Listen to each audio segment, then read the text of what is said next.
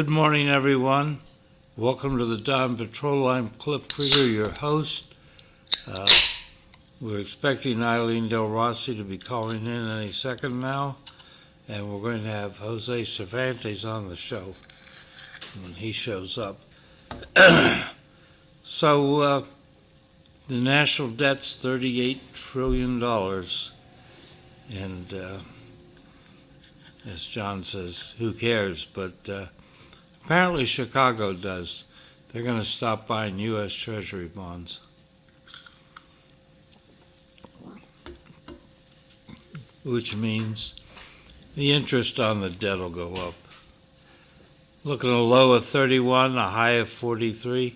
You know, it's cold, but it wasn't bad. All right. In 1851, Moby Dick, a novel by Herman Melville, was published in the U.S. There's every year there's a reading from Moby Dick. It takes place here in Massachusetts. People come from all over to participate. Someone I know in Washington State was here a couple years ago. 1889, pioneering journalist Nellie Bly, also known as Elizabeth Cochrane, begins a successful attempt to travel around the world in less than 80 days. She completed the trip in 72 days. Remember, 1889, the Wright brothers were still fixing bicycles, not flying airplanes yet. 1910, though, aviator Eugene Burton Ely performs the first takeoff from a ship in Hampton Roads, Virginia, taking off from a makeshift deck on top of the aft turret of the USS Birmingham in a Curtiss pusher. 1865, Vietnam War, the Battle of Ai Drang begins, the first major engagement between regular American and North Vietnamese forces, and trying to sneak in, that was Jose. Here we go. Out of that, we get Hal Moore's book, We Were Soldiers Once and Young, when they renamed Fort Benning because they could no longer stand the fact that it was named after a Confederate general. They named it after General Moore and his wife, whose wife set a high standard for spouses during the Vietnam War. 1765, Robert Fulton was born. He was an early steamboat pioneer. He passed away in 1815. 1954, Condoleezza Rice was born, and political scientist, academic, 66, the U.S. Secretary of State. She's one of those politicians I admire. In 1915, Booker T. Washington passed away, American educator, essayist, and historian. He had been born in 1856. 1944, Trafford Lee Mallory, the British Air Marshal, died in an airplane crash in the French Alps en route to the Far East. He had been commander of the Allied Air Forces. Huh.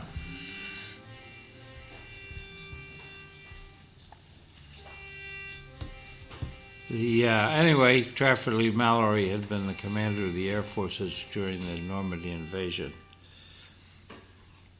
And in You here? Hi, you here? And in 1988, Hayward S. Hansel, Can you call Cliff's phone? American Air Force general, passed Hey, away. Cliff, I'll answer. what's with your phone? No answer. I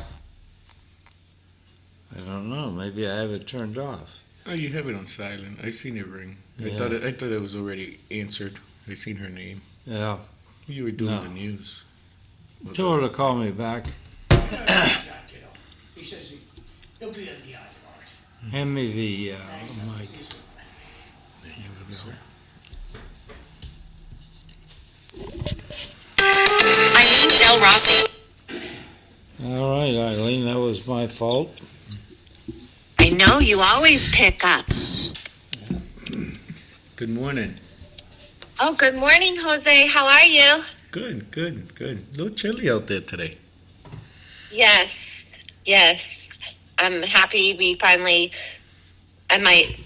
we went shopping for pants for my son because you know how all the kids today just always want to wear shorts? I'm like, nope, we need pants and a jacket. Windy, too. Yes. They have the fight where my kid in the summer, that's the thing. They wear hoodies, but then in the winter, it's like, put on your dang jacket. It's cold outside.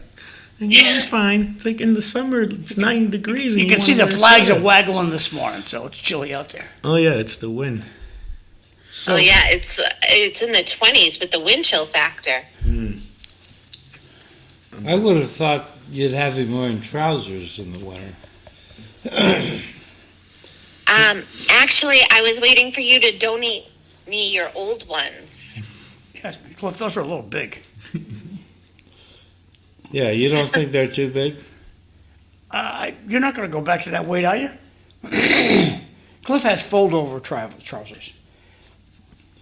Yeah. But Santa Claus is coming to town. Suspenders.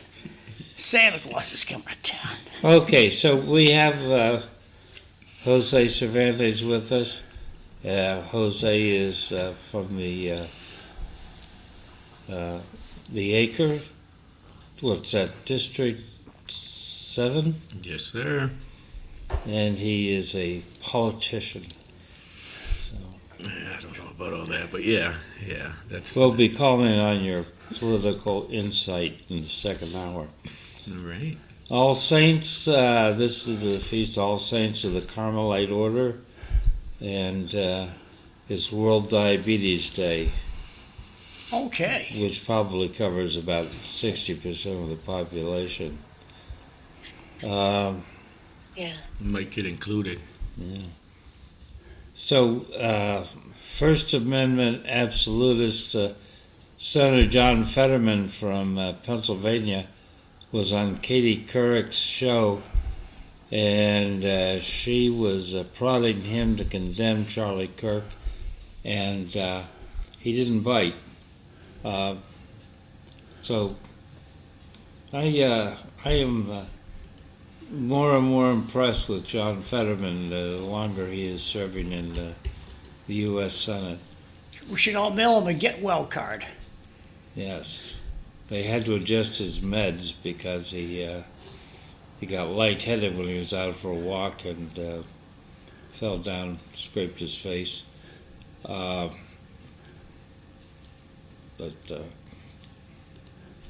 don't get the condemning Charlie Kirk. Are they trying to justify his assassination? Cliff, you need to drag the microphone a little closer to you. You don't get what about Charlie Kirk? I don't. Well, yeah, they're all trying to condemn Charlie Kirk because he spoke out very vigorously on his stances, and they're trying to also justify him being basically assassinated. And then, not like I feel like I've been watching more and more of the Candace Owens clips on YouTube, and she's really just trying to put two and two together. She really hasn't said so much about. Just push Eileen's mic back a smidge. That's good. Go ahead, Eileen. She really hasn't said so much as of something like this person or this person should be responsible for it. But she said, I've worked for Turning Point USA, and this is how it's always been done. And it's strange, I just think that people are out to condemn anybody who has the power of free speech, honestly, or free thought, more, even more than, yeah. So it's just sad how this world takes things, and what the bigger piece of media and the news stations choose to portray things. Do you think, though, that in reality we should be approaching it as an attack on free speech or just an attack on the other side? Because I think that that has a lot to do with it, because, and depending where you stand on the, on what side of that line you stand, you can say the same thing, that people are getting attacked for, saying that an undocumented person has to go through due process. They get attacked too. So is that an attack on free speech, or do we justify that with, it's the law? So I think that has to be, we got to be cautious with that, because, and I've watched Charlie Kirk for a while. Do I agree with him? There's been times where I watch him and I'm like, oh, that's pretty insightful. And then 2 seconds later, I'm like, ooh, why would you say that? I mean, that doesn't mean I go online and post a ton of stuff, hate speech. I still listen, because you learn from a child, let alone somebody you don't agree with. But I think we got to stop that whole it's an attack on free speech thing. I think that's kind of divisive rhetoric that we're not really talking about. That's the real elephant in the room, because... But I think it goes back to politics. Rules for thee, and like the politics in Lowell, I should say, there are certain rules for thee, but not for me, right? And only certain people do get attacked for certain things, when other people can clearly get away with it. I mean... Yeah, a clear example recently happened, as it happened since the 80s, that the LTC does not broadcast candidates on 48 hours out. Yet they have the audacity to broadcast the elected officials at a meeting. Rules for thee, not for me. Certain media outlets here, so when I was a candidate, I could only be on twice leading up to the election. But the elected official, because they're an elected official, if they wanted to, they could be on there every day. Yep. So I get what you're saying, but I just think that... So that's what you call them out on. They don't like being called out, but hey, it is what it is. No, and that's the thing, I mean, I know it's funny, because I have plenty of commentary from both sides on my feed, because I stay pretty neutral, and, one person can't say one thing even slightly defending without getting attacked. So I just think that by doing that and yelling free speech and this and that, we're also victimized. I mean, when was the last time we had somebody with that large of a platform like he had on either side? What would be the equivalent if we want to politicize that, which he ended up becoming political? I mean, Jordan Peterson, I used to listen to him all the time. Then he became too political. So I stopped listening to him too. Jesse Jackson. I mean, he's hospitalized this week. That's why he comes to mind. But he'd get on anytime. Martin Luther King, that's in the Wayback Machine. But Jesse Jackson, whenever he wanted the microphone, they lined up for it. There's another black guy from New York. Anytime he wanted a microphone, there was a ton of them there for him. Yeah, so once you reach a certain level, everything you say is going to be scrutinized. I mean, even now, like, I'm very cautious, not that I'm like a celebrity or anything, but I'm even very cautious of posting a certain meme. Because automatically, either A, I get a text, a call, a comment, or when I see somebody, they're like, you shouldn't say things like that. You're a representative of the Latino community. You can't be speaking like that. And I'm like, why can't you? I'm still just a poor construction worker from the acre. Like, nothing has changed. Like, oh no, you have a platform. So I guess that's what I'm getting at. When we start making it about free speech, when we start making it about stuff like that, he said a lot of things that were divisive. He said a lot of things that you're right, faith and this and that, which were good, but he also said some things that can be taken the wrong way. So but he had a huge platform. Again, when was the last time we had somebody from either side that just showed up on the internet out of nowhere that had the platform he had? Because I'm a lot older than you guys. I remember when University of California, Berkeley, was famous for free speech, an emphasis on free speech, but yet when Turning Point USA showed up this last week at Berkeley to have a meeting, there was a lot of demonstration from people trying to shut down Turning Point, denying them their free speech rights, and that's not good. So, I to answer your overall question, Jose, I think free speech is limited to what side you're on, and who wants to hear what, which is evident too through the media, through news stations, all of it. And how fair is that certain people are limited, but other people are not? I just feel like it's like I've said to people here where they're like, oh, you know, political powerhouses, and it's like we had practically record turnout with just shy of 11% showing up. How much power do you really have? So if I say, hey, Eileen, I don't like that you say that, that offends me. So am I infringing on your right of free speech? No, and I think everybody has a right to disagree and have a conversation about it. And I do believe that it makes you better for it. You know what I mean? Because everybody should be able to take somebody else's point of view. But today, if your free speech goes past a certain point with somebody, then it becomes a total other point. And it just gets swayed. The lines get very gray for certain people and certain people's point of view.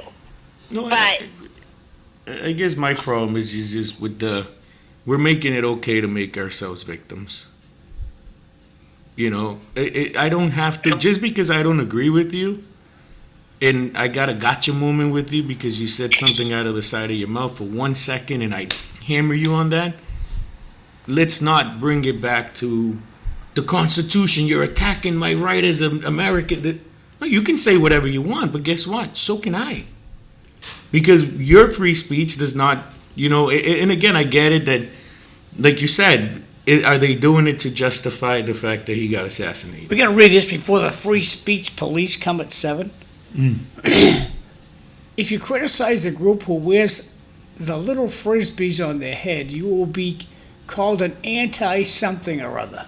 Absolutely, and that's the thing. So if enough of us ignore the people that are calling us anti-something or whatever, what power do they have on us?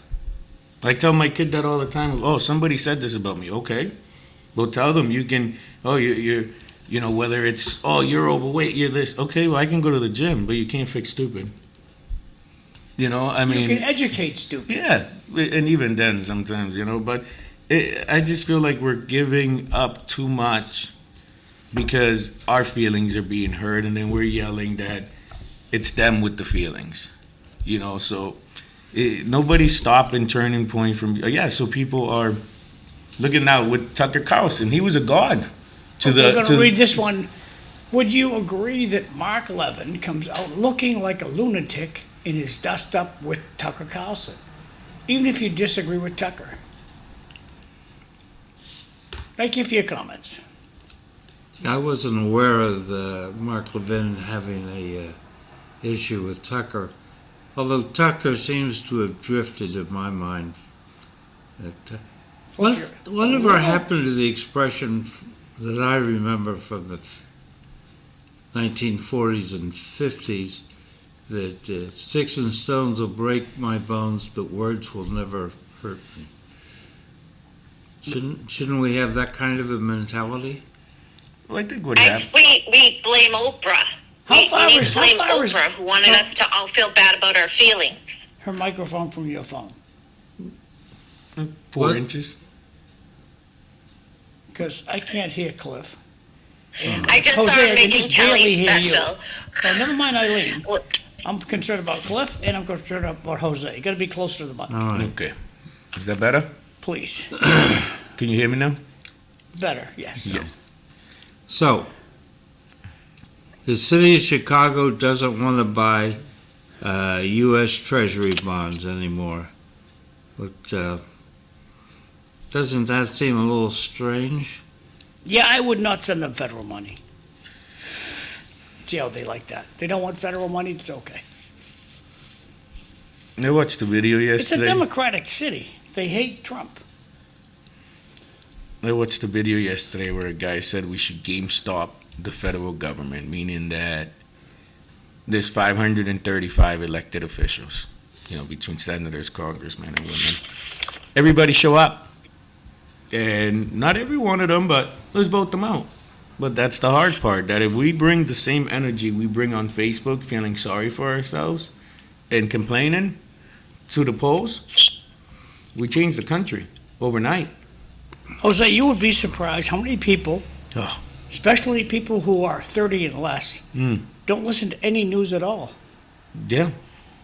Even I just turned 40. How many people in my that I went to school with or that I grew up with, and I'm sitting there explaining to them what a city councilor is. I'm sitting there explaining, this is local politics, this is state, this is federal, this, that. Let's get back to your 40.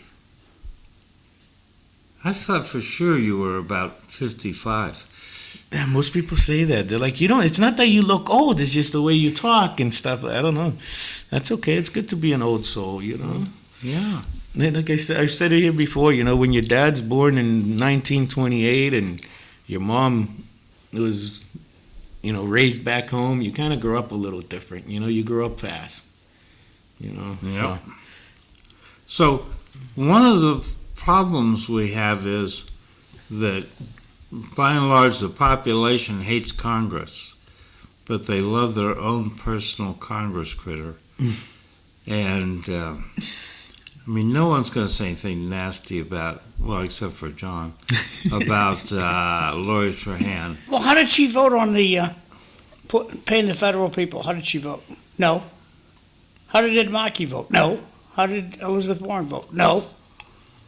And she's still very willing to pay for illegal aliens to live in the community. Send them a welfare check every month, do their health care. People who are here illegally and have no intention of lining up to be here legally. Send them a check. Yet they still get elected. Right. So next year, we need to find a nice Democrat to run against all three of these people. That's the thing. Republican can't win because the Republicans have a bunch of horses with beautiful swords, and they're fighting against tanks and machine guns. And they wonder what. But we look so nice. We look great. Look at our uniforms. We're going to kill you. The Democrats kill you.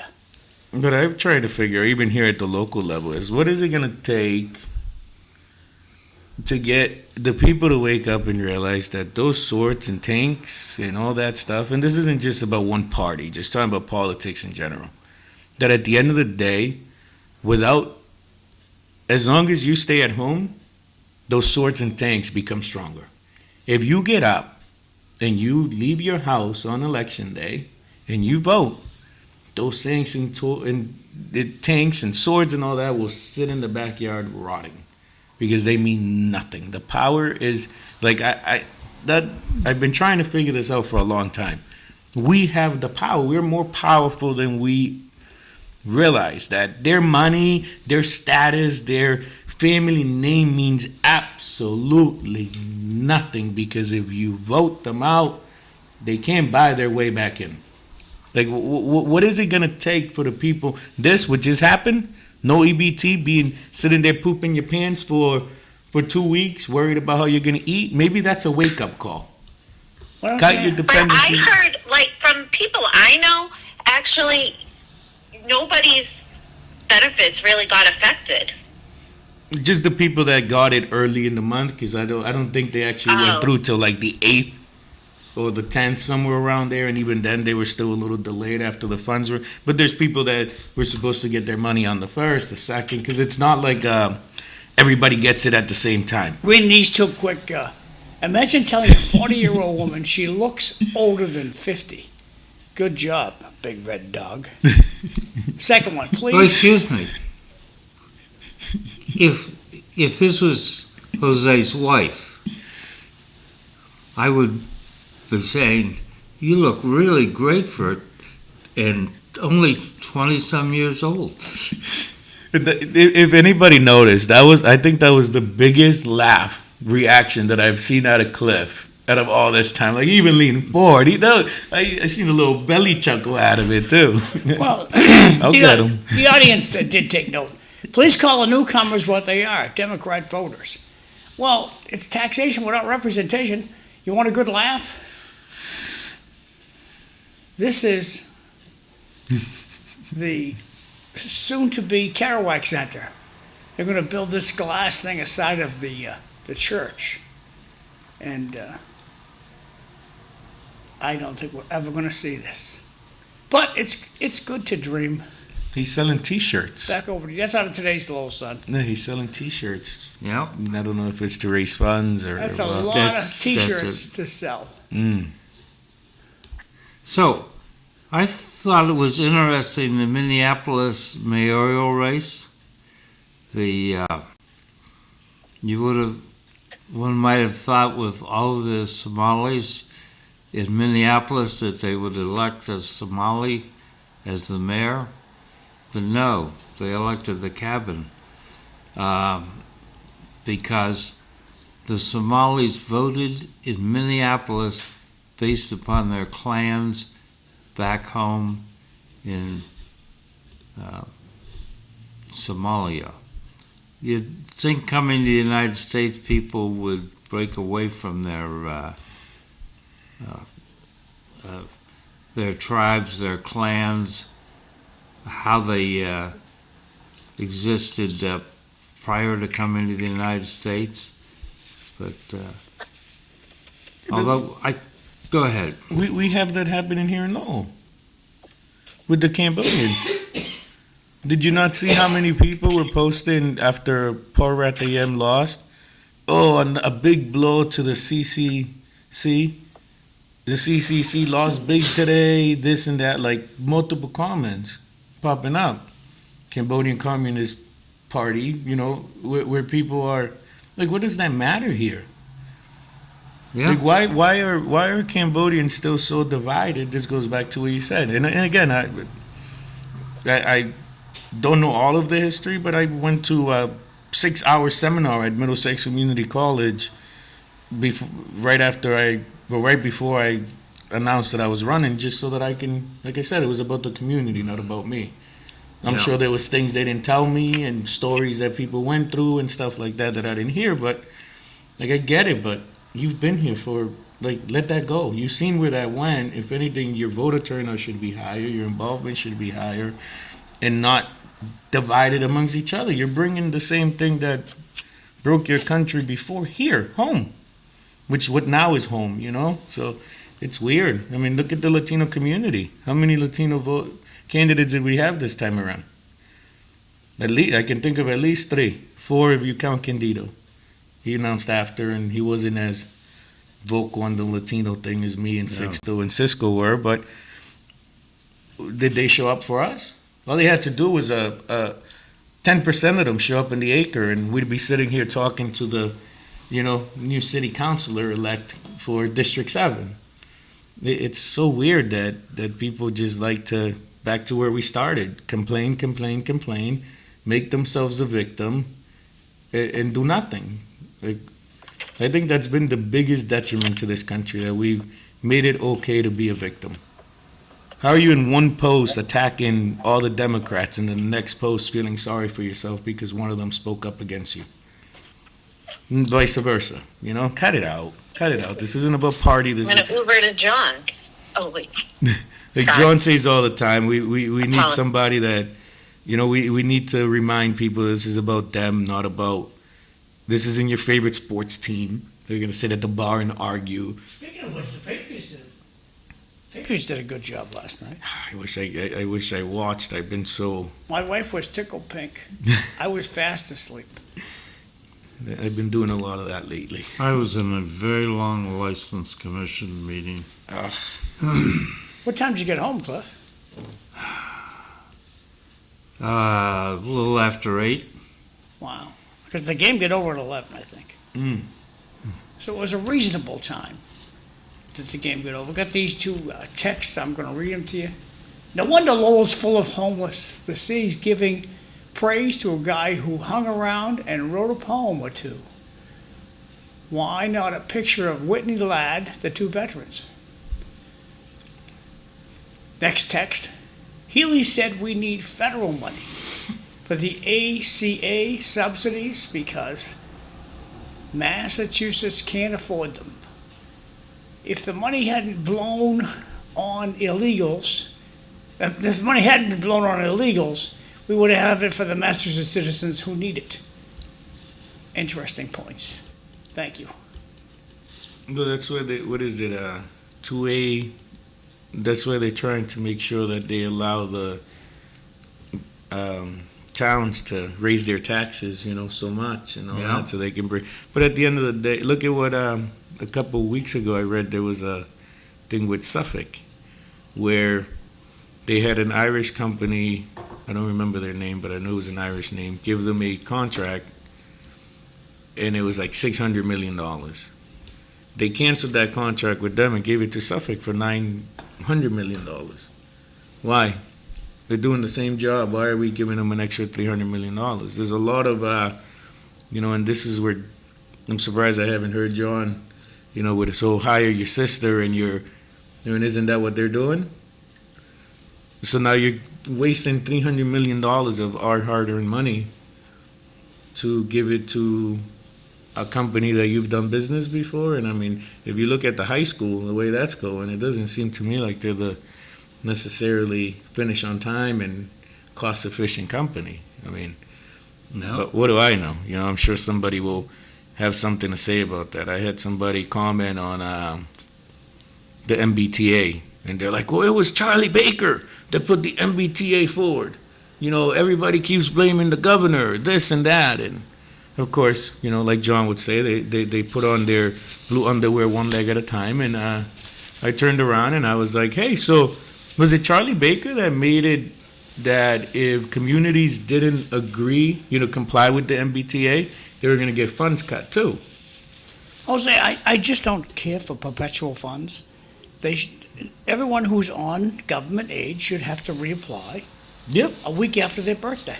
No, I don't know why it's not like that. When I think I've said it on here before, when I first got with my wife, I mean, we were kids, literally kids. She had a daughter, and the person she was living with, had her sign up for WIC and all that.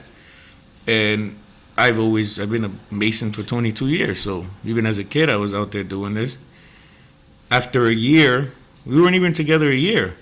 They were like, well, hey, listen, go to the career center and we'll get you a job.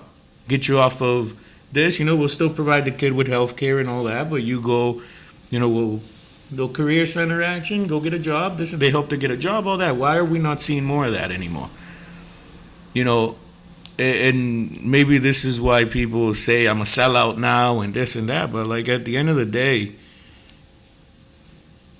you work, you pay your bills, you need a little assistance, okay, we'll give you a little assistance, but you don't want to work, we completely support you, that's not okay. That is not okay. Now you're elderly, this and that, have disabilities, that we can have a separate conversation about.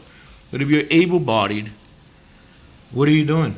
Why aren't you working? Go get a job at Market Basket, and then we pick up the rest of the tab, which I'm not saying that sign I agree with, but at least I see you're putting in an effort compared to what you're doing now. I don't know. It's just tough because, like Eileen said earlier, you can't say anything without being attacked, and I mean, I don't mind being attacked because it is what it is, but we can't be doing that, and then we need to do better. Now their resolution is let's change this. What is it, John? You were talking about it the other day. I watched the whole video. 2A5 or 2A. It's what regulates how much taxes a certain community can charge, and the mayor and the governor are trying to change that. So now a community can charge whatever the heck they want for property tax and all that. They want to get rid of Proposition 2.5. That's what it is. Proposition 2.5. And I mean, they're crazy. But that's something that they should bring out for next year's election when the state reps are up for re-election. Bring that up then. yeah, but People will come out of the woodwork to vote for that one.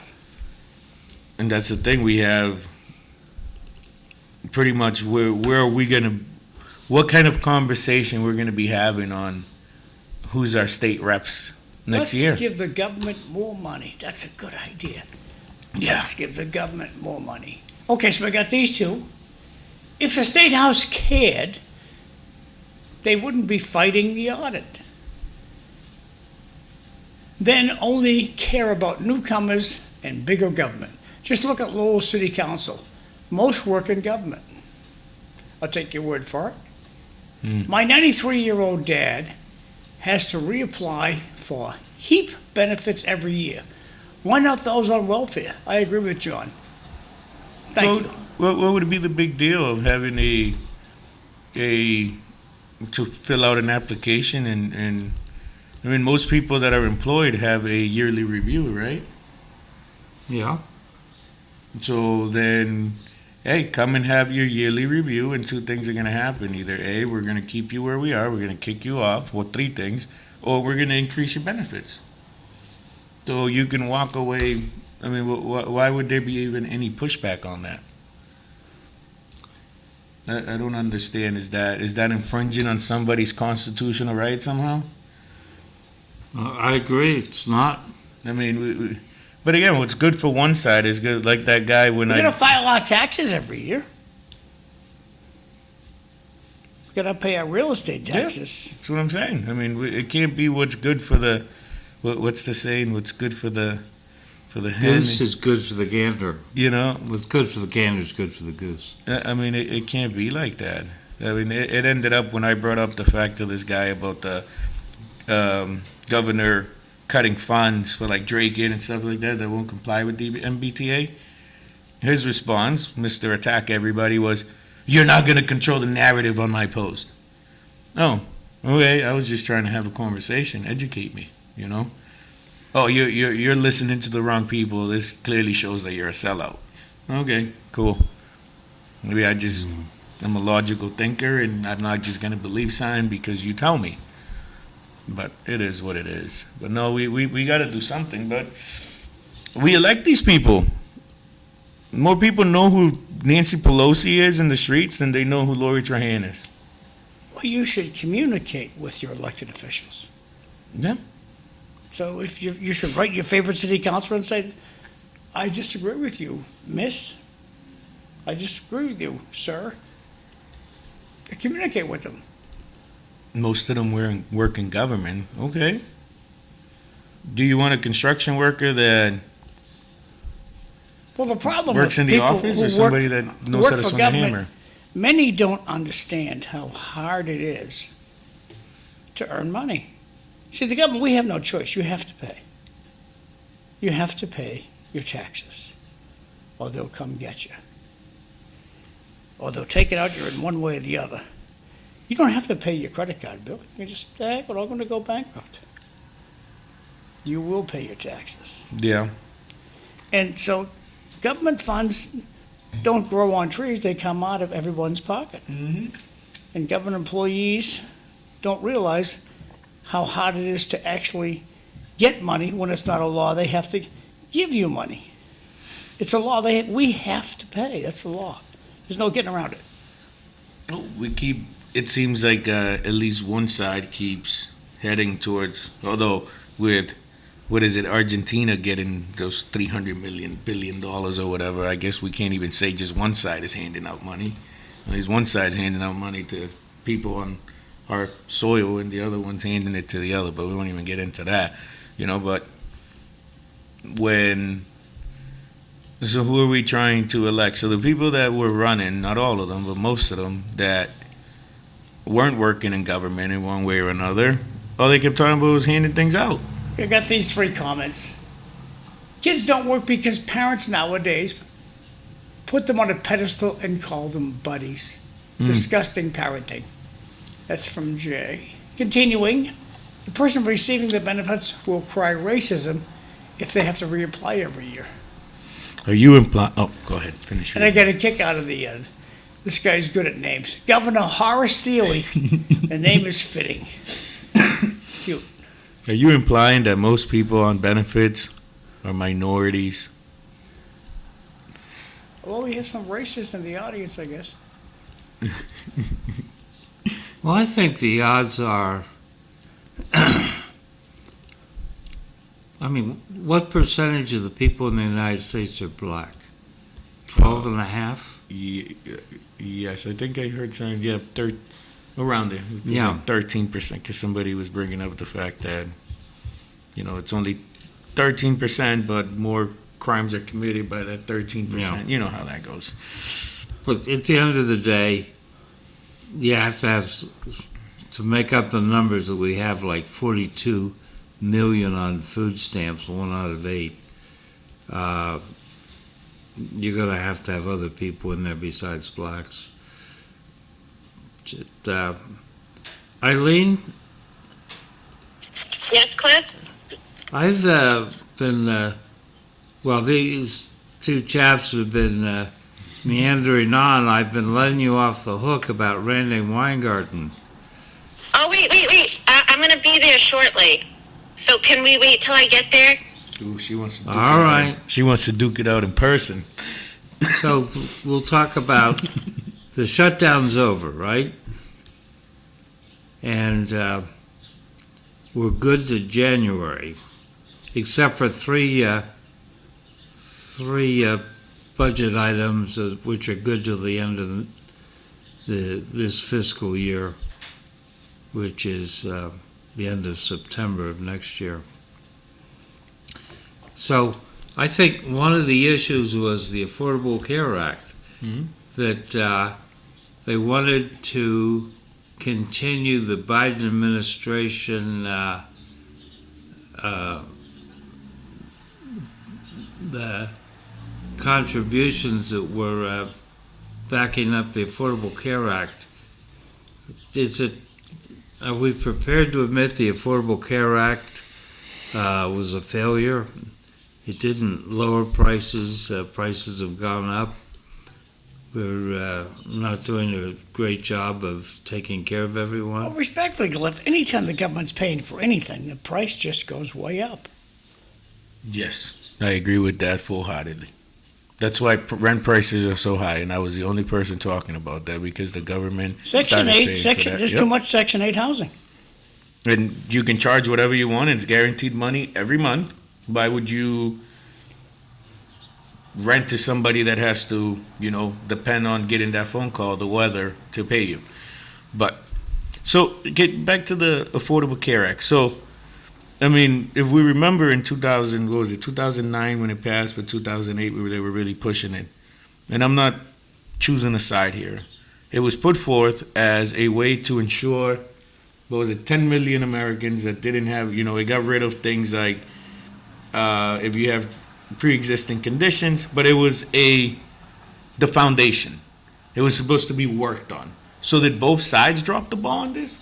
Because even when the Republicans took back the White House and took everything, I mean, we all know that McCain, which it doesn't matter. The guy was a war hero. He was a decorator. He was Republican for a long time. This and that. Look at the way he was treated because he voted no on only repeal. There was no replace. You had 8 years to put a replace forward. Now here we are. Fast forward, 17 years? We still don't have a replace. We're still just talking about repeal. And the Democrats should have been working on making it better, keeping it more affordable, this and that. Everybody dropped the ball on this. Because again, it was a way to get 10 million or whatever it was, million people that were uninsured or underinsured, insured, It was never the solve all, fix all. It was a conversation starter. Again, there were so many people, I'm sure you guys heard it more than me, that had pre-existing conditions that couldn't get health care. They could after that, and they can now. So there was some good about it. We can sit here and we can criticize it as an entity, but again, the politicians were supposed to build on that. It wasn't, here it is, it's perfect, it's beautiful, run with it. It was, here's something, a conversation starter. Let's get the conversation started. Let's keep, lobbying. Citizens United ruined everything, has ruined this country, if you ask me. Because all they have to do is show up and, hey, you want to come and give a 20-minute speech? Here's $130,000. See that bill on the floor? You know what to do. Here's $400,000. We need to stop that.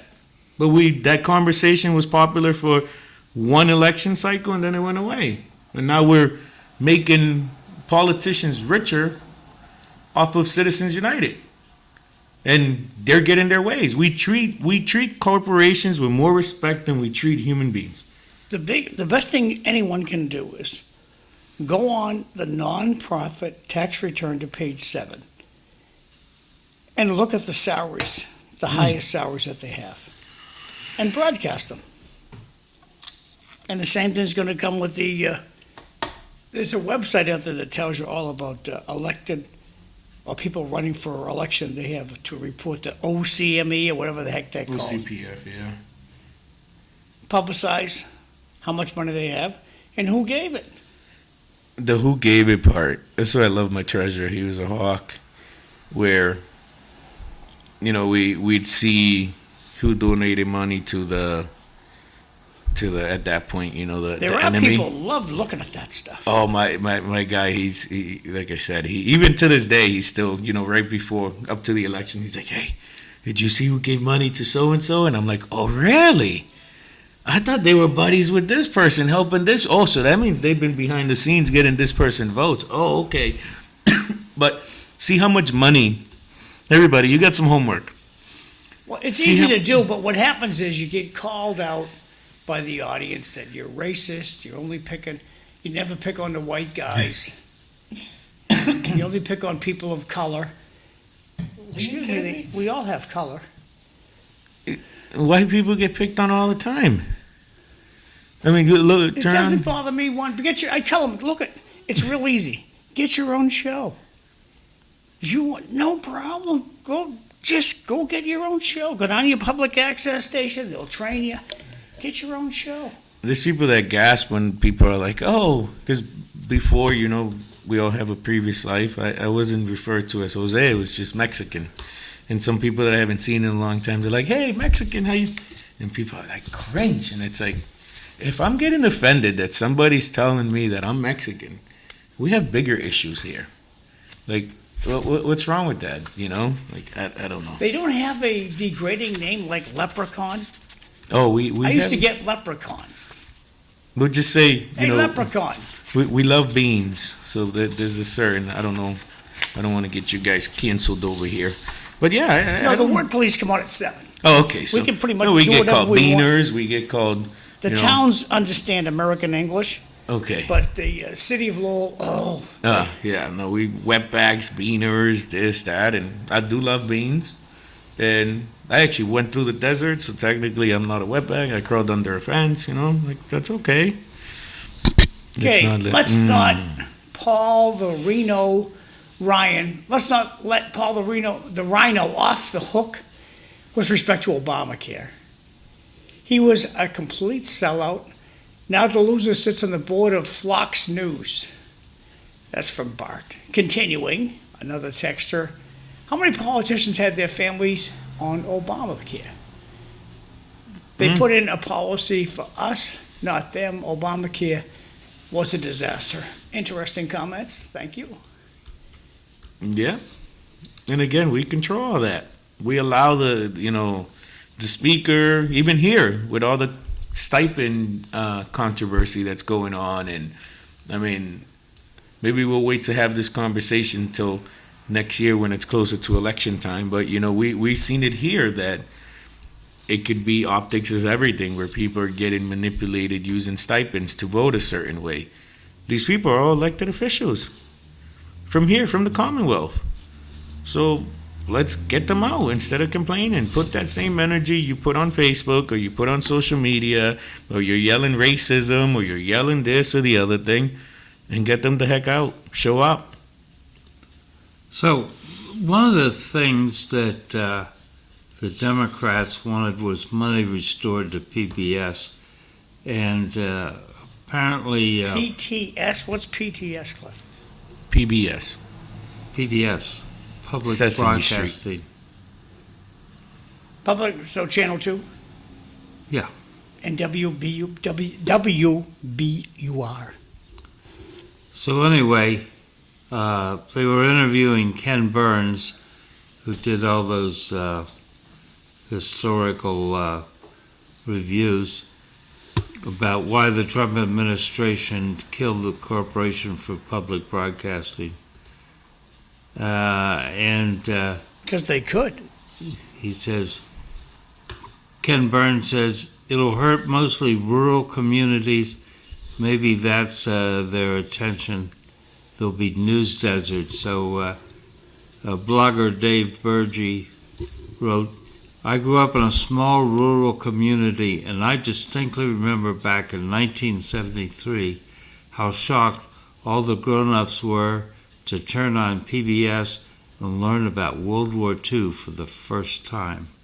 So maybe the people who were in an information desert are the people in public broadcasting, that they don't understand that, we have people that do learn about these things. I don't know. Do we need PBS? Is it nice to have? Is it necessary?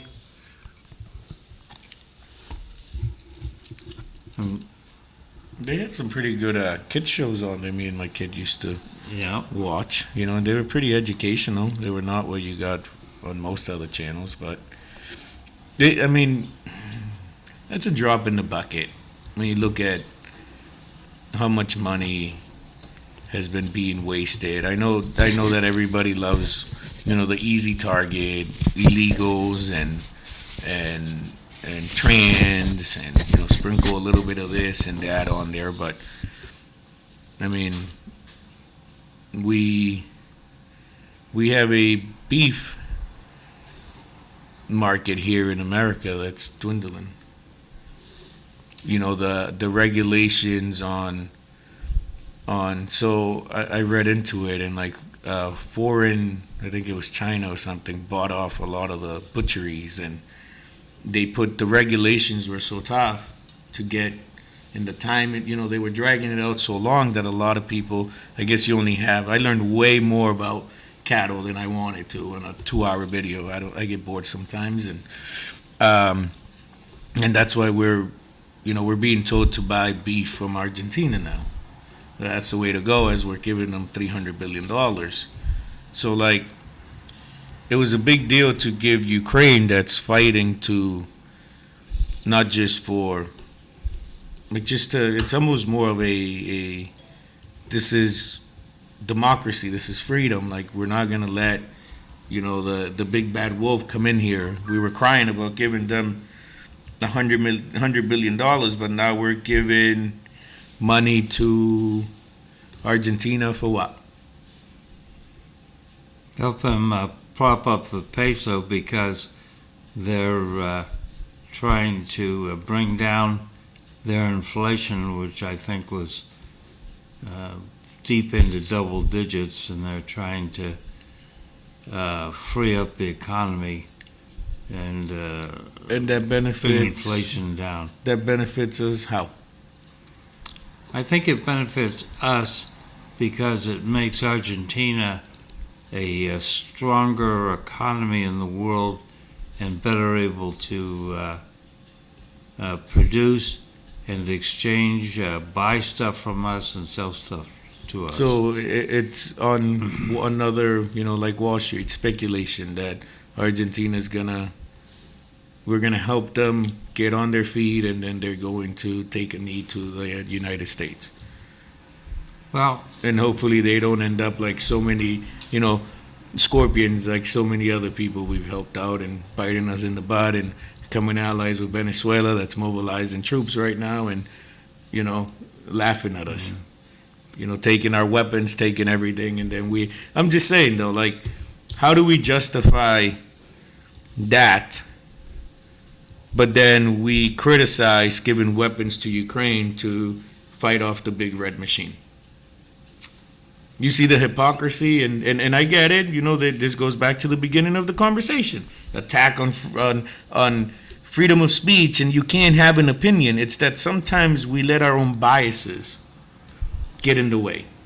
Because we damn well know that if that was Joe Biden or Kamala or whoever in office right now giving $300 billion to a foreign country that now we are, as our beef market is hurting so bad here, we're saying, you know what, don't buy beef from Americans, buy it from Argentina. It's bad enough that the soybeans are rotting, let the cows die too. Just buy it somewhere else. This is the tax return for WGBH. Guy running the place makes $944,000 a year. His underling, she makes $728,000. Her underling makes $509,000. These are the people who bring you the Muppets. I wish I brought my glasses in.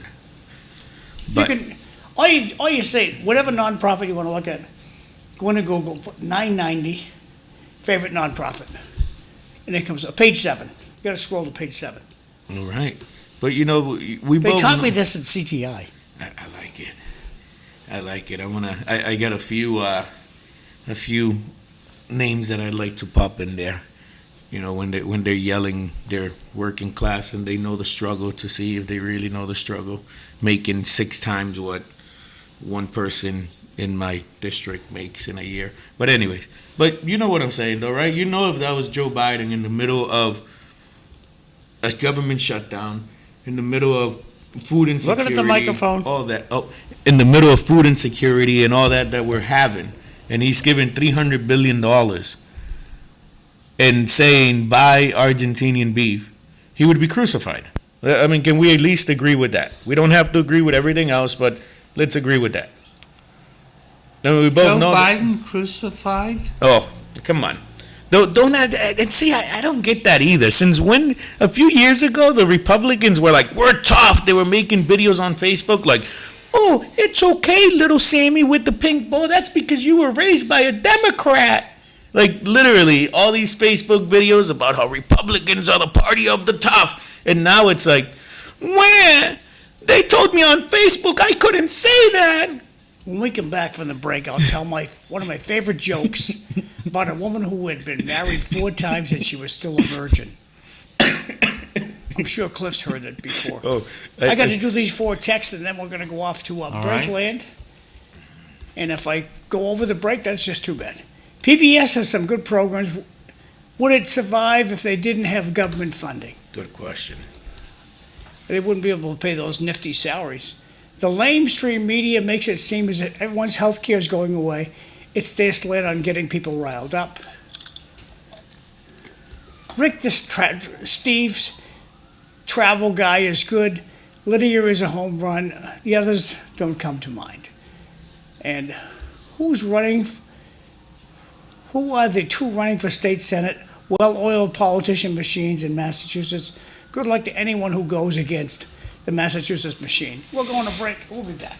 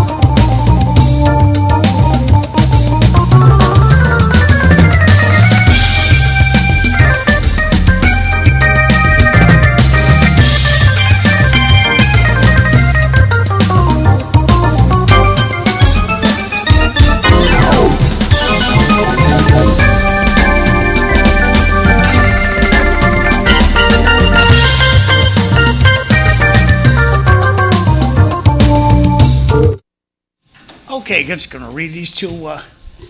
The citizens are not whining. The Democrats looked you in the eye and told you that Sleepy Joe was fit for the job. And then, the next breath, they threw him in the trash bin. Well, it's kind of true. Kind of. Jose, keep off Facebook. It's not reality. Okay, Cliff, back over you guys. Okay. Welcome to City Life Show. I'm Cliff Krieger, your host. My co-host, Eileen You need more Delrossi. microphone, Cliff? What? Oh, we use the microphone. All right. And our guest, Jose Cervantes, a up-and-rising politician. So, Cliff, you work off 8.5 by 11 sheets? Yeah. Why don't you print them sideways? That'll save some inches. Same text. If you print sideways. print what sideways? The sheet of paper. Oh, he's saving paper and using his iPad now. Oh, Save- yeah. Now Saving I trees? ran out of toner. Oh, you have an iPad over there, so, okay.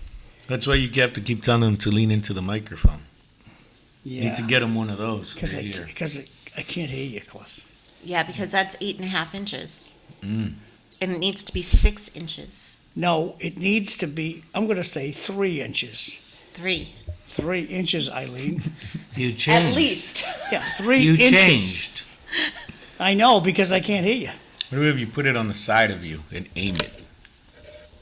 Aim The it at your mouth, microphone. 3 inches. 3 fingers, like this. Hello.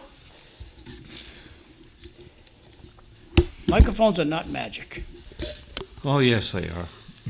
Eileen, Good morning, Cliff. That's perfect, Cliff. Now Good I can morning, hear you everybody. great. Happy Friday. Happy Friday. You got any weekend plans? No, the older I get, the less plans I You like. just want to sleep.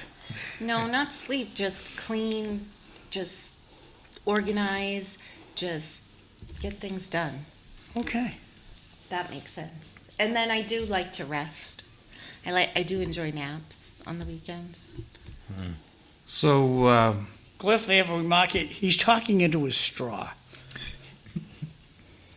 Picking on you. there's I saw an article in which they say, let's see, this may be it.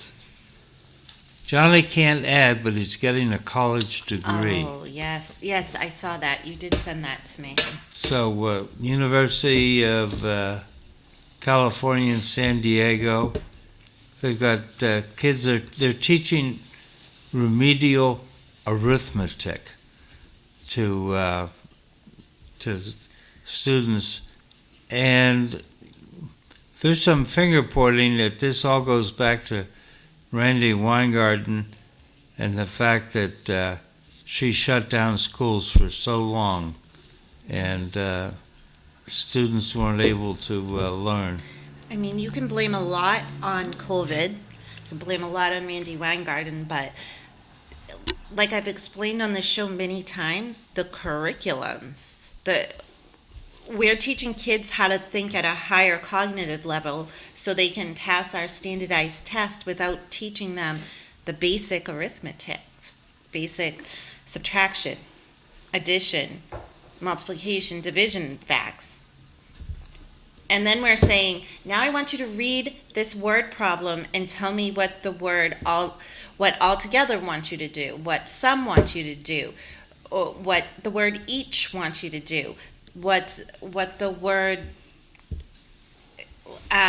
parts, And so I blame it on the curriculums that the districts are spending millions and millions of dollars on. So, there are those people who are maintaining that sending your child to public schools is child abuse. That responsible parents need to be doing homeschooling, or in your case, shopping around until you find the right program. I mean, I'm only able to do that because I'm educated. It's my field in education, and I guess my eye was very trained and in tune with what my own son needs. And I honestly don't think my own son's school is doing anything revolutionary besides the fact that it's small student to teacher ratio, and that's what all of our kids really need. The classroom size of 27 to 30 kids is overwhelming for any one teacher, and your different demographics, different backgrounds. Public school, and I don't think this is any surprise, but I think education is a public health crisis at this point. It's impossible for any teacher to feel like they're making a difference today, because you're not only getting attacked, or you're not only having issues with a student, you can't even reprimand or teach a student if you don't do it the right way according to the parent, and the kid is playing that fine line and playing the parent against the teacher, and it's honestly, it's very sad. I mean, what it's turned into, and administration wants to make parents happy. It's turned into a game of customer service. And Eileen, you got front page coverage today on the Sun talking about security at the high school, and it says, committee member Eileen Delrossi, March 24, motion asked Superintendent of Schools Liam Skinner to work with the proper departments to provide enhanced security surrounding the perimeter of the high school entrances that were not under surveillance. You want to speak to that? yeah, we actually had a parent not too long ago at, I think, the last school committee meeting or the last two school committee meetings, that came and said she was able to get into any door and nobody even asked for any identification or anything. I know her. She's a great person. Fella. And Yeah. what's her name? Well, I don't know her, Oh, yeah. but Fella, that's what we call her. She's very involved in the community and all that. And she spoke at the city council meeting too. And essentially, it's about just being careful. And my own friends have been telling me they're able to walk in for their kids and there's not a lot of security and so forth. So, I mean, I guess I don't put these motions to cause trouble. I put these motions because these are what constituents are telling me. These are what people I know are telling me, and that could be any one of our kids in that building. And it's scary because you can almost feel it at Lowell High when there's about to be a fight or something. What if somebody was able to enter that building with some type of weapon? We've been so lucky. Until we're not. Yes. I don't understand. When I went to high school, we had 3 separate academic buildings, plus a library, plus shop, plus a cafeteria. There was no fencing, there was no police. It was a wide open campus. Well, that's because society was just different then. Well, look at the population increase too. I think that's one thing that we forget. Almost like when we say, look at the world we live in today, where it's so unsafe and so violent. But if you look at the numbers, it's a lot safer than when I was growing up. It's a lot, but it's in your face, because the news is right here. Something can't happen in Ohio without me knowing about it real time. So now, when you were growing up, say there was probably 300 kids, 400 kids in your graduating class, and that's probably a lot. We had 2,100 students, 3 grade high school, so we had about 700 kids in the graduating class. About 700 kids. So, maybe out of those 700, for every 100 there's 2 fights. Yeah. But now you're exaggerating that to 1 grade is probably the amount that you had in your whole class. So now it's 6 fights instead. So we keep forgetting that we keep the number. It's like the wages. The wages stay here, but the cost of living went up. The population increased, demographics increased, and obviously certain negative things are going to increase too. So certain things is good to look at our past, but we can't judge it to our.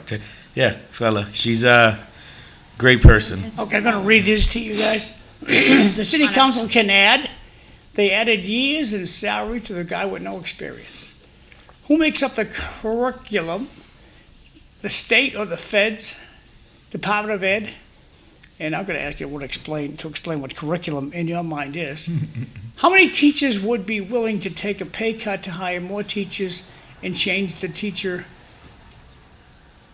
to student ratio? Be working for free. And I don't know what happened on October 15th. Her name is Fella, and October 15th is the date of the meeting, so it was about a month ago. Okay. The school committee meeting that she spoke at, and she wrote a letter. It was really well written, and she spoke about her concern about her access with somebody else into the high school, and that nobody asked for her identification and so forth, and how easy it was just for her to get in. Would we be better off, since we've added all these administrators in the last 40 years, we've gone from about 5 administrators to about 100? They don't seem to be making the job any easier. Should we just convert that into teaching slots? Well, whichever texter had texted in about who makes up the curriculum, the Yeah. state of the feds. What is curriculum? I'm sorry, curriculum is, It's a foggy word that gets tossed around. Well, the curriculum. Yeah. What the hell's curriculum?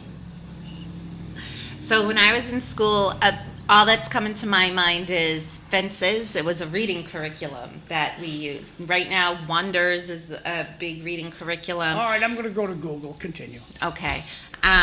It's a scope and sequence. A curriculum is a scope and sequence of what somebody is going to be learning throughout the year for a teacher to teach. You know, the binder, your teacher always came out with the teacher book that everyone would try to get the answers from and like glaze over. That's a curriculum. But how they teach it, as long as they teach that, is on the teachers, right? Right, Like they well- don't have to. It's not like, oh, you said this word and you were supposed to say that. Like they still, this is what you need to teach. It's scripted. This is what you need to teach, Yes. and make sure that they learn that. And obviously, different teachers can take different approaches to it as long as they teach. Right, but What it's needs to be those taught. administrators who are in those high up positions, the ELA administrator, the assistant superintendent of curriculum, or the assistant superintendent of academics, I think it's called in Lowell, that are choosing these curriculums, not the state or the feds. What is it? Okay, so here is Google AI. The curriculum is the planned sequence of instruction. Did you already read this, Eileen? A planned sequence, well, I kind of gave a definition after you asked, that was a little more like this. A planned sequence of instruction, including the learning objective. All teachers know they have to put a learning objective, a content objective on their board, and a language objective on the board now. Materials and assessments for a particular course or program of study. It serves as a roadmap for both educators and students outlining what will be taught, essentially. But the thing is that these programs are all throughout the United States, and they're extremely expensive, and that's what the states and the feds give us money to invest in education. So how many classrooms do we have? And I don't expect you to know, off the top of your head, but how many classrooms do we have that do have 30 students to one teacher? Because I know my kid, she just started high school. And, you have the Valentine's Day cards, you have the blah, blah, blah. And I can't remember at the Daily or the Bailey one time where we had to buy, more than 20, 24 little, which was great because most of them come with 30, so Papa got to eat the rest of the candy. But, we never had to buy, an excessive amount. So, I remember I was in bilingual till about the beginning of 8th grade, meaning that we had 30 kids, one teacher, all day, every day for years. That's a you know? very interesting point. So what was bilingual education for you when you started school here? What did it look like? Was the teacher speaking English and Spanish to you? There was a teacher in one room with a bunch of kids, and most of us were, at least I had been here for a while. Most of them were, just came here, and it was Newcomers. a Spanish class, and we learned a little bit of English. And I mean, I had been here since I was 2, so I had a better understanding of the language and all that, so I just helped him out. But it was tough. So was the teacher able, if you didn't understand something in English, were they able to clarify it in Spanish for you? Oh yeah, no, he was Puerto Rican. He was Spanish. Like Spanish was his first language, and I mean, So Wait, they what? speak Spanish in Puerto Rico? My French teacher was from Puerto Rico, really. Monsieur Bibiloni. That explains a lot. Cliff, your French teacher was from Puerto Rico. That's it. I have it all now. But all right. So what? Oh, no, Jose's, you don't have the full story. I can only take so much. So my middle brother's like 7 or 8 years behind me. So in senior year, he shows up in Monsieur Bibiloni's class. And Monsieur Bibiloni is going through the role. Mademoiselle Abbott, oui, Monsieur Bibiloni. Monsieur Baker, oui, Monsieur Bibiloni. And on. Monsieur Krieger, oui, Monsieur Bibiloni. Krieger? Krieger, you have a brother, no, Monsieur Krieger? And my brother says, oui, Monsieur Bibiloni, I have a brother. He says, yes, I remember. He never went to college, did he? And since our father would always refer to academy graduates as trade school graduates, my brother responds to Monsieur Bibiloni, no, Monsieur Bibiloni, he never went to college. At this point, I'm working on my master's degree, but I never went to college. So you can see how well I did in French. Your brother too. All right. I want to stay on my train of thought because somebody pointed out to me recently how I get off track so easily. But I feel like you do too, Cliff. And now we're like Mr. Bibiloni in French class and your brother. Well, I'm going to do these announcements, so I'm going to take everybody off the track. Starting with this one today. Let's just see, okay. This is a food drive downtown Lowell. It's happening this Saturday. And it's going to be Saturday, November 15th. That's this Saturday, tomorrow. 10 to noon time. 10 Kirk Street. Donate if you're able. They're looking for all kinds of food, from cranberry sauce to turkeys, all kinds of stuff. So if you want to help out, take your fancy phone over to your screen, take a picture of this bottom part here, and bring some stuff down. I don't like interrupting during this, but this is the church where my mom goes. I've known the pastor since I was knee high. What's his name? So Carmen Bermudez and her husband. Okay. And they're amazing people, and I know for a fact everything that you bring there will be given to somebody in need and brought right back to the community. They're great people. I've known them, like I said, since I was a kid. Good stuff. Okay, so Vanna Howard's having an election party. Whoops. Get back there. She's having an election party. Gotta shrink this up so it fits. Okay. Here we go. Okay. Join us for a campaign kickoff party. Vanna Howard State Senate. October 18th, 5:30 p.m. at Cobblestone's Restaurant, 91 Dutton Street. Suggested donations start at $50 and go up to $1,000. She's got a website there, and she's also looking to collect some non-perishable food. That's Tuesday, next Tuesday. Okay. So that's next week. City Council Day. Moving right along here. Today in Chelmsford, they're going to have, today is the 14th, barbecue beef with, this is the senior center. You got to be 60 years old, and just a donation to eat lunch, not bad. They're going to have barbecue beef, French fries, 3-bean salad, and pears. Sounds Moving delicious. right along out in delightful Drake-It, also in Tewksbury. They're going to have tuna salad, corn, black bean salad, garden salad. It's a big salad day out there. Oat bread and mixed fruit. Yum, yum. And then we got, this is Tewksbury, I think. Yeah, Tewksbury, just talked about them.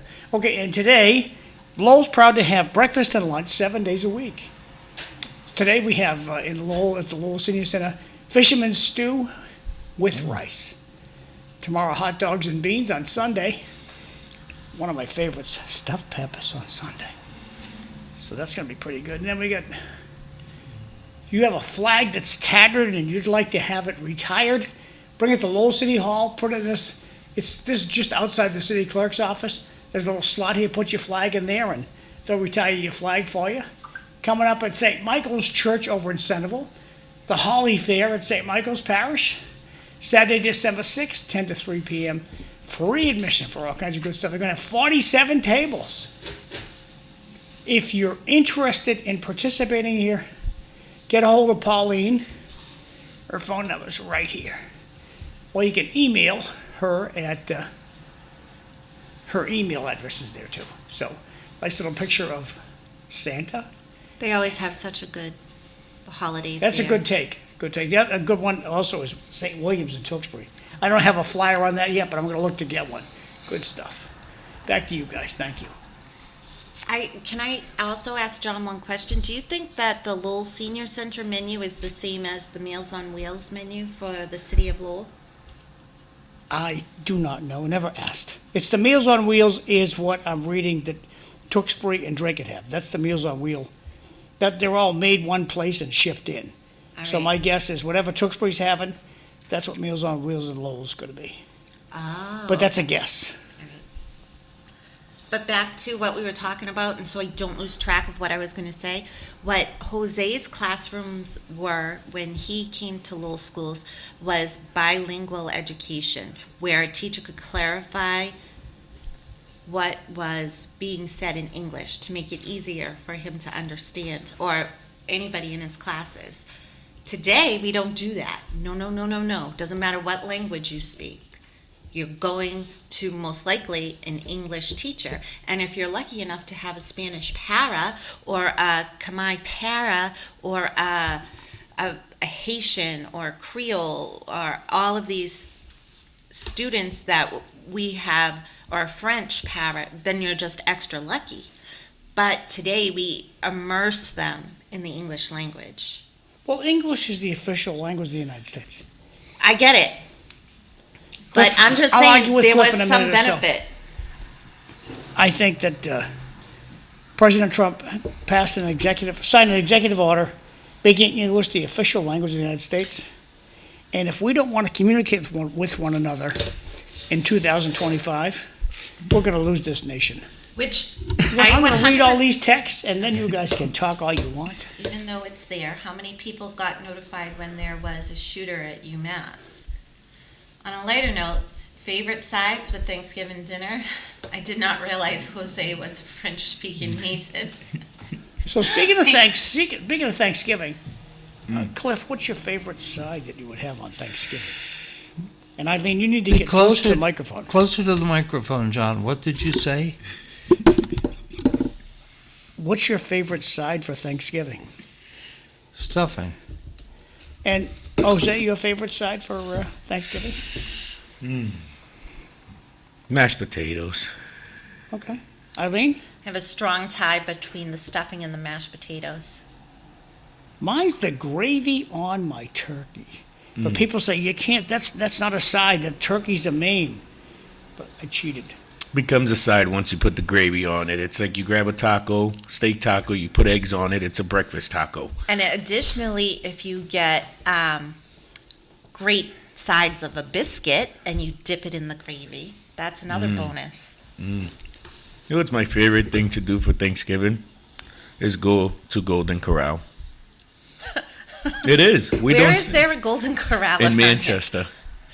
That's how we celebrate Thanksgiving. We go to Golden Corral, and then Saturday, I cook a rib roast, I cook everything. We don't celebrate Thanksgiving on Thursday. You don't? No, we go to Golden Corral. Is it open? Yes, sir. Wow. It's open till 7 p.m. You go there, and while they eat, I'm not a big fan of turkey. That's like, other than turkey meat, deli meat. Yeah. That's the only time of the year you'll ever catch me eating turkey. So I go up to Golden Corral, I get a little thin slice of turkey, and then they have that big old Buffet. grill when you can just, any steak, you tell them how you want it, and they cook it, and I just eat steak until I can't move anymore. I come home, pop on the football game, and maybe a little PlayStation and relax. But Favorite dessert? Chocolate pudding pie. Okay. I'm blueberry pie. Cliff, do you have a favorite dessert? wow, that's tough. Not really, as long as it's not raspberry. You seem like a tapioca. Jose, you got one? For Thanksgiving time, I like Yeah, Thanksgiving Day. what is it? The sweet Golden potatoes Corral. with the marshmallow on it, like the Potatoes with marshmallow. yeah, like the sweet potato or whatever, the yam, sweet yam. You know what I'm Sweet talking about? potato pie with the marshmallows. That for especially around Thanksgiving time. Interesting. Like, ooh, I love it. In And- Boston, when I ask security guards, because I meet a lot of them, because that's how we get into the hospital. That's how undertakers get into the hospital in Boston. You deal with the security guard.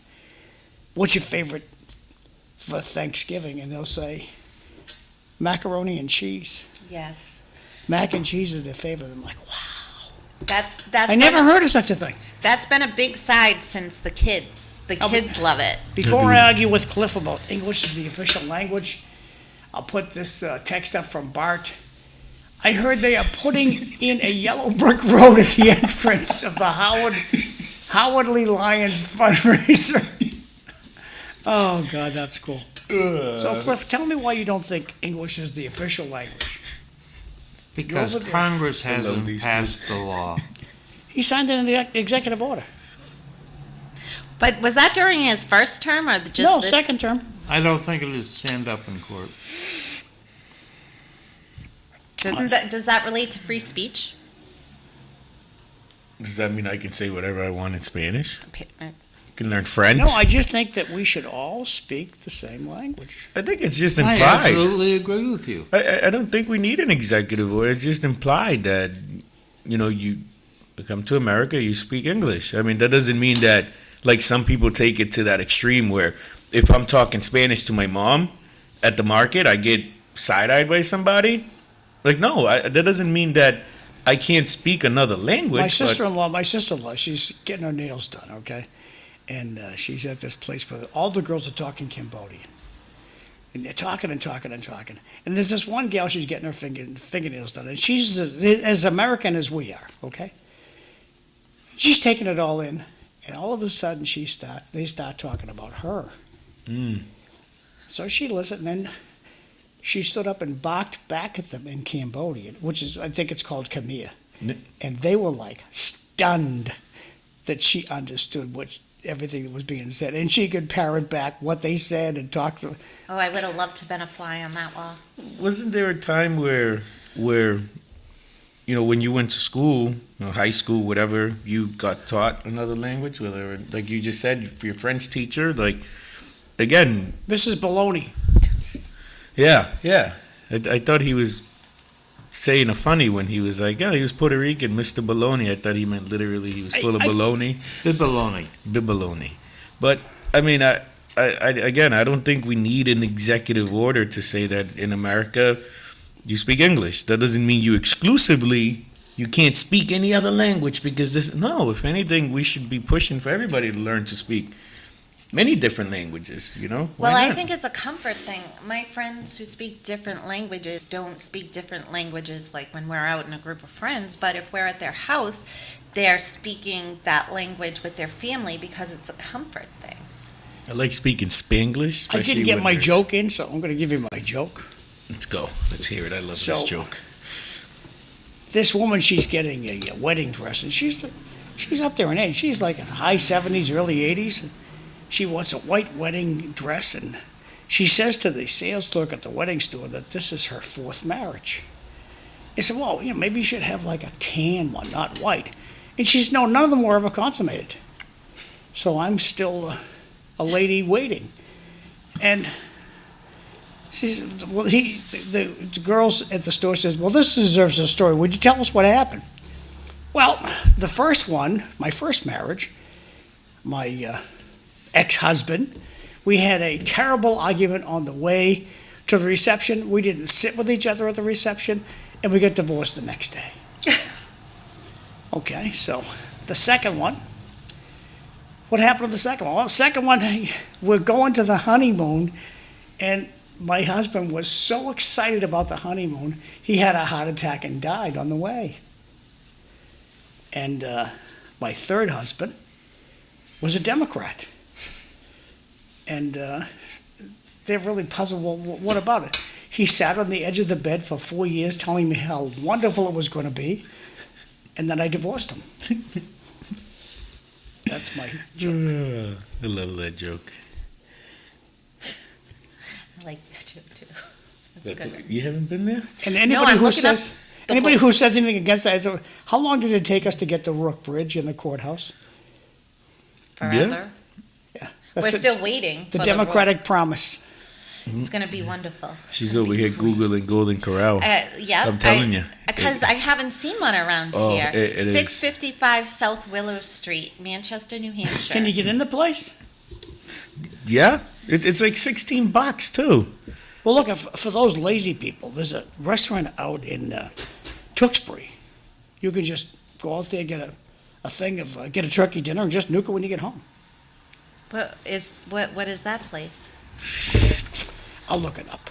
Is it where that old deli I know was? the owner, Anna, but I'll look it up. Does Golden Corral have a buffet? It is a buffet. It's all a buffet. It's all about. They have a dessert station, probably. Isn't From it wall to packed? wall. Can you get in that day? No, it's great because most people are at home with their families, so you just show up and it's like, I mean, it depends what time you go. So How much is Golden Corral? John, pick me up. It's about $16. Would you call it a smorgasbord? $16. Yeah, $16, and it is. They shut down for a little bit, and then when I went back, some Mexicans bought it, so I went back there. What? Oh, you just wear your Mexican hat and they go, yeah, Jose! no, it was awesome. It was awesome. They actually had my hot sauce on stock too. Usually Wow. I bring. They I'm not love gonna you. lie. I bring a little bit of hot sauce with me. I know the manager. We before they shut down, literally we were there so frequently that I showed up and they're like, "Your table's ready, sir," and I'm like, "I got my hot sauce. Let's go." Look they even have diet-friendly option, low carb, low calorie, low fat, Weight Watchers, Atkins, Denny Craig, plant-based, vegetarian. Oh, I'm telling you, if you haven't been, you gotta go. And now that the Mexicans bought it, guy's great. I'm Vegan, Mexican. paleo. Now they sell beer too. They didn't sell beer before. Excuse me. Modelo. Yes, sir. Would the president of Mexico recognize you as a Mexican, or would she see you as just another gringo? No, she's actually. I'm impressed by her because she just gave a speech not too long ago. You know, we call it the Grito de Independencia, the yell of independence, and she was like, you know, to all Mexicans, she's like, and to the Mexicans that weren't born here, to the Mexicans that left, so to her, like, from what she says, my daughter that speaks a little bit of Spanish, and any given time she's, you know, depending what time of the year, she's whiter than Eileen. To her, she's recognized as Mexican because she has Mexican blood, which is I found it. I don't know if it was inspirational or weird that she's actually out there. Like, I don't care if you left here when you were a baby, if you were born here, whatever, you are a Mexican. Okay, this is the Market El Fresca. I've heard of that place. Just bring it home, put it on a plate, nuke it. I was also in the Purple Carrot the other day, and they have a bunch of like chicken parms and meals like that similarly. Yeah. John, we're gonna have to take a trip up to Golden Corral. We could do it one of those. What is it? The Monday Night Dinner Club. Yeah, we'll go up How there. long did it take to get to Manchester? Well, it's 42-minute drive. Can you tell I've taken it once or twice? Yeah, but drive time's crazy, man. But Yeah. on Thanksgiving It's- Day, that drive's not going to be that bad. And it's worth it. Oh no, I got. No. I think we're the only crazy ones that literally that's our Thanksgiving plan is. One year when they were closed, it was the saddest day. You know, the saddest Thanksgiving. I had to cook. I just sent you the link on Messenger, John, for Golden. Eileen, Yes, Cliff, how are ya? Hi. let's focus on the question. Education is a disaster, and yet I think we had nobody running for district school committee member against the incumbents. What the heck is going on? Lack of pay. Lack of pay. There you go. Golden. Wackapack? lack of pay. Lack of pay. Lack of pay. Well, I just So where is the Thanksgiving treats here? click the John, menu up at the top. John, let's stay focused. The Stay food's focused. more important. We are. You can get breakfast in a little bit. 3 different types of turkeys, 3 different types of ham, all you can Where eat is this? steak. Where on the menu? Do This you is the click Golden menu? Corral's menu. Right there on, I don't know, but Did you- right there on In menus. the red. I've been there live It's a action. lot of red, kid. But Right. at the top, it 1, says 2, 3, 4th I one got in. rewards, specials, order online One more. menus. There you go. I click this guy, Yeah, diet-friendly options. look at Isn't that. it a smorgasbord? Chicken, turkey, crawfish. Desserts. Isn't Oh, they it a have everything. smorgasbord? And then it tells you what it, like, how it relates, how many points it would be in weight Isn't it a watches, how many smorgasbord? carbs. Their rolls. Cliff, Top notch. what Their is chicken. this? Folks, is For it the a audience, smorgasbord? what is a smorgasbord? It's a International, smorgasbord. international traveler. What is a smorgasbord? What do you mean, international traveler? You've never been Much to of a the audience smorgasbord? don't know what you're talking about. Do they have soft serve ice cream? Oh, they do. And With they have sprinkles? making. Oh, sprinkles. They literally did. I'm telling you, A the Sunday dessert bar? bar. Check out the vegetables, The baby. dessert bar. I'm telling Holy you. it's- muckmire, look at the vegetables. Oh, shh. telling you Asparagus. Oh, delicious stuff. What time do they open? They do breakfast. Oh, They do breakfast, lunch, and dinner. For breakfast, for lunch, they have burgers instead of the steak, and then they flip the grill to Steamed steak corn. for dinner at 4.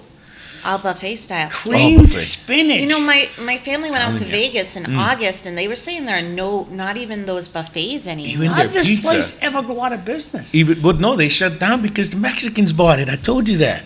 And they John- revamped it. They completely threw everything away and started over. Their chicken. 45 minutes. I should drag the bride up there. I'm telling you, We need the microphone. you, Yep. Can you franchise one closer to you Lowell? can. I'm not a good food person. You can. I'm a consumer, but spinach. Oh, Think about the jobs. We can put it like right on 110. they have baked potatoes. And they have like baked potatoes. They have the cheese, the sour cream, so you can prepare them. Now this is just the vegetables. What? Now they have like turkey and stuff here. Oh, they do. Like I told you, they have 3 different types of turkey, Cliff ham. wants to argue about something else, but this is very important stuff.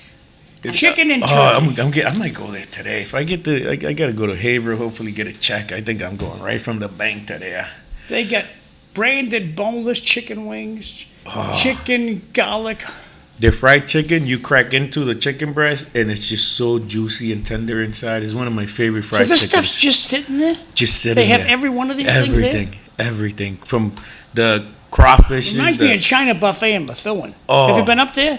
I'm not big on China buffets. Oh, my I haven't been to the one in Methuen. The one in Lowell, lackluster. Yeah. But the one in Methuen, Yeah, it's worth it. they got ice cream too. Feng Shui over here in by. Yep, it's good. Feng Shui's great. Did they start the buffet up again? I haven't been there in years. Oh, when they did the buffet, I mean, it was a little expensive, but boy, was it worth the little prime rib, lobster. Oh, So I'm going to go back over to Cliff. So we. all right. Yeah. Education, Back over to Eileen. the Go host. on. We Stay need on our topic. host. Cliff was having a visceral reaction Stay the on- more we were going through the menu, and I've never seen that, so I got a little If you worried. notice, I turned away.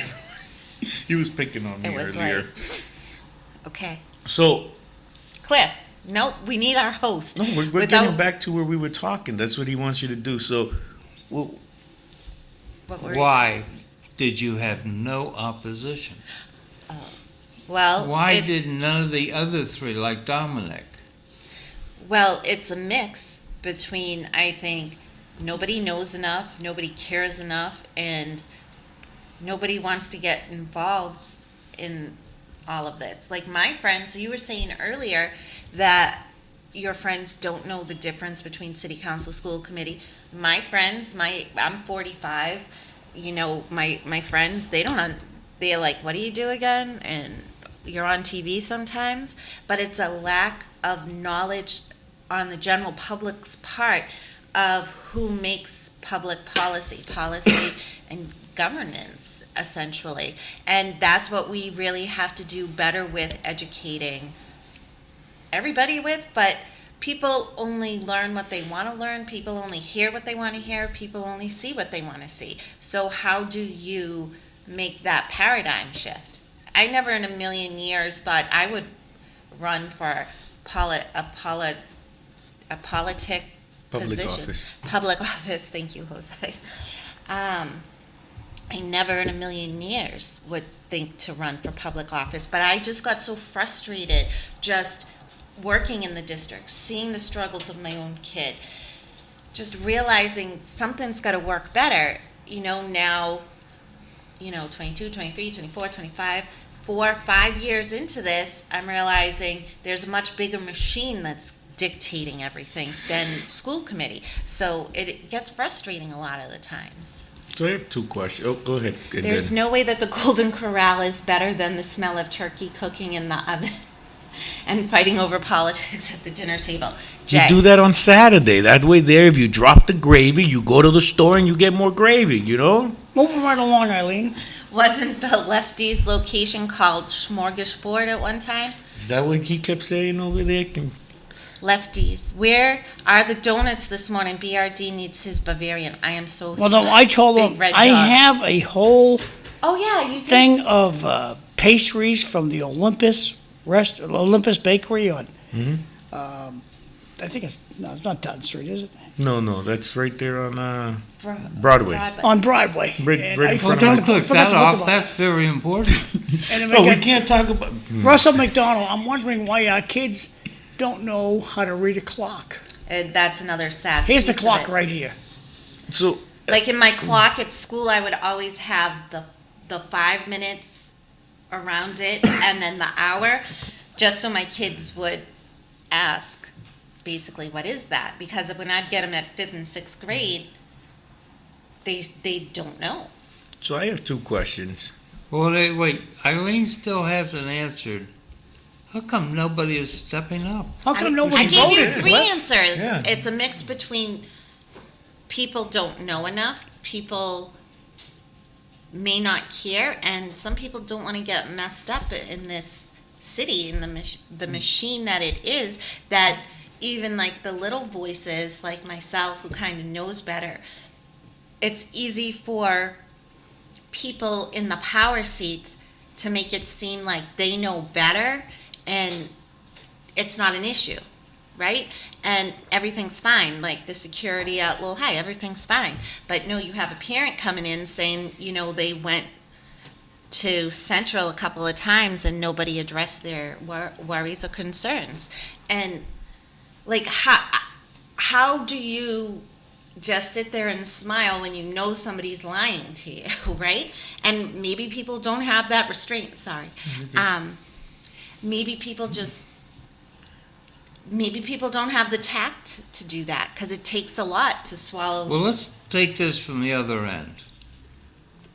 Like the acre. Okay. Yesterday, I talked to a UMass Lowell senior, been here 4 years, From where? Bowie, Bo- Maryland. Bowie, Maryland. Does not registered to vote. Well, that's the other huge thing. Signing papers Did is you ask him, did he go to church? No. Oh, a lot of people, This week I'm focused on voting. and a lot of people just don't care or think their vote even matters and not even registered to vote. Like 10% of the population comes out, and that's probably the population between the ages of 40 to Well- 100.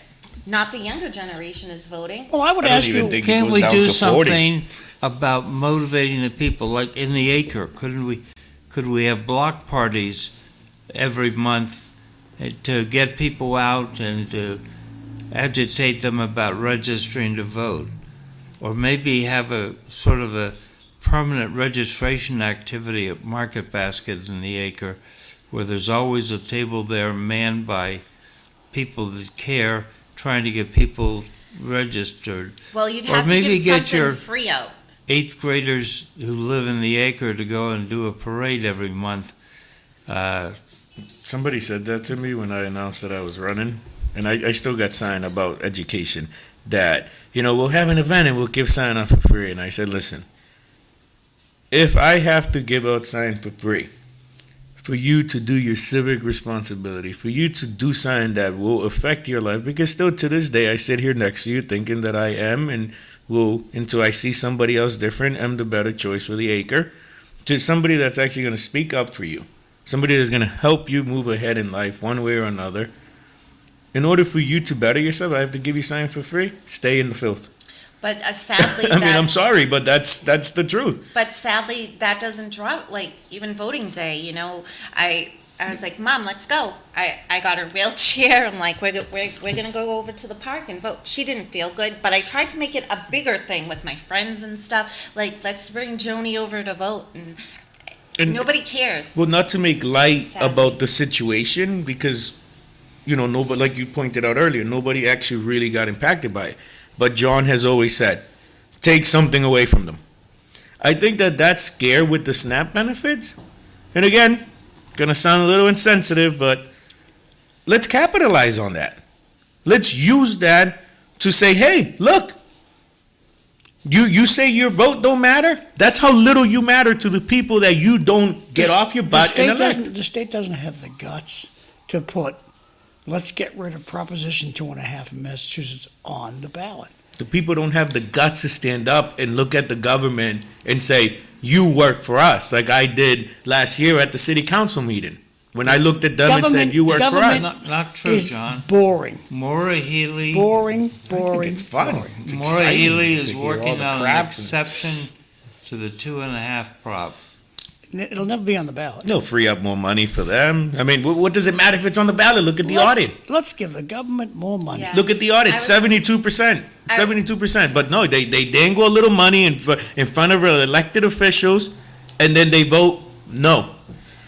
It's unconstitutional. Isn't it, though? Is it? Because they've done it before. It happens everywhere else. So it's unconstitutional. Back to where we started the conversation. When it suits you, you're going to cry victim when it suits you?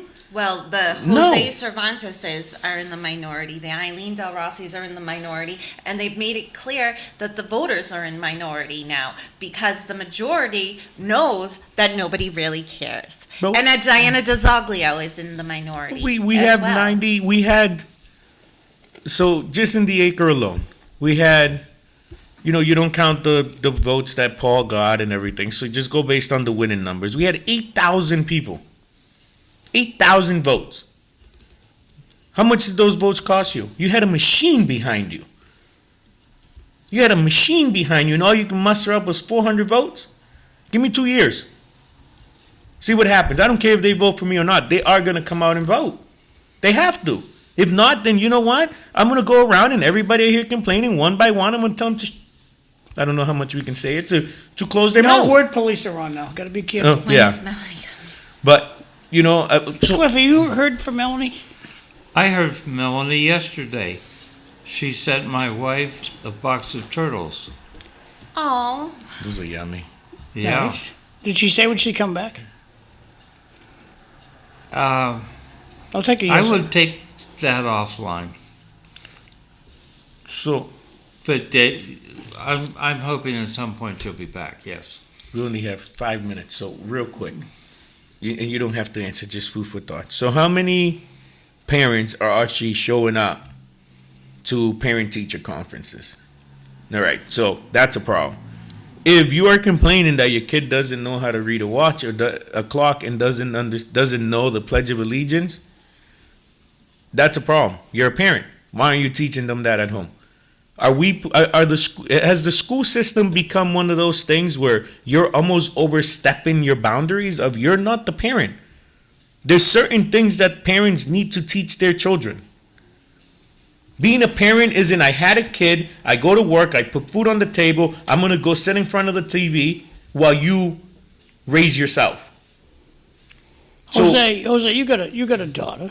How addicted to the cell phone do you see her friends?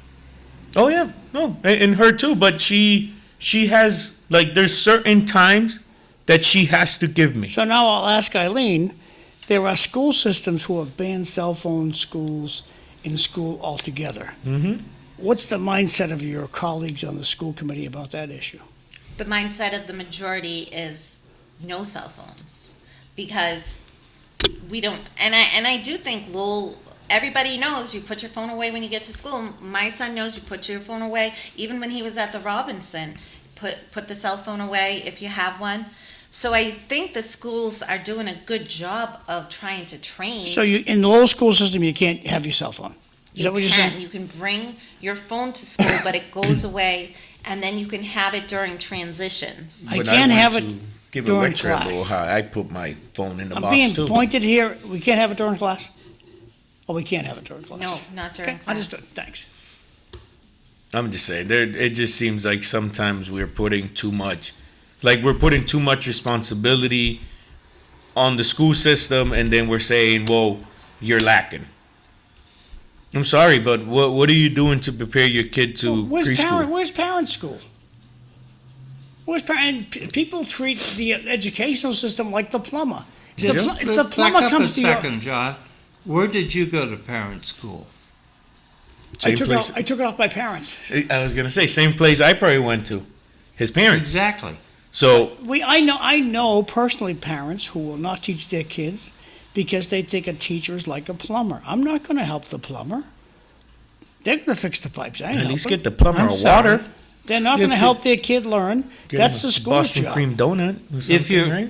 if the plumber is at your house, you need to be there where the plumber is working, not getting in the way, but in case the plumber says, I need a glass of water. Yeah, that's what I'm saying. You gotta at least stay out of the way, but help them do their job too. Yes, You know, exactly. like, hey, it's hot out. Here's a water. Hey, it's cold. You want a hot coffee? Hey, I'm gonna go grab some lunch. You want a sandwich? You're gonna be here. This is a nightmare. Help. Hey, Don't get in the Monday's show, way. we're going to have Dr. Bill Johnson's going to be here.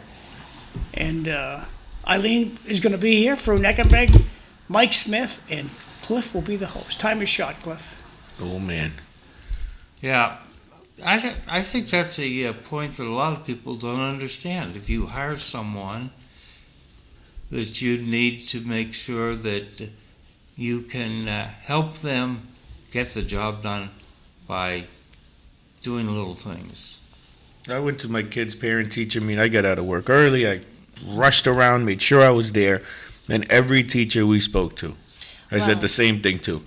If there is anything that we can do at home, you see her. I mean, I was happy that every single one of them was like, oh, she's 1 point away from being on a roll, this and that, which it was a big shift from middle school to now, which, let's go. But every single one of them, I said the same thing. If you see that she's starting to fall behind on something, give me a call. This Need might a be the last license? text of the week.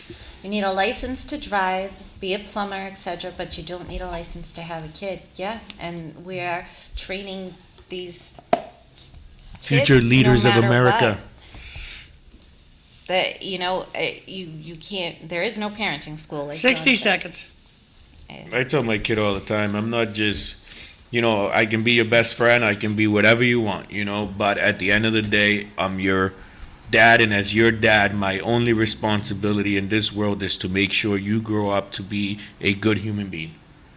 If I die tomorrow, seeing what I've seen from her and the lessons that I've already taught her in her short 14 years, I'd die a happy man because I've already provided her with enough tools where she'd be okay.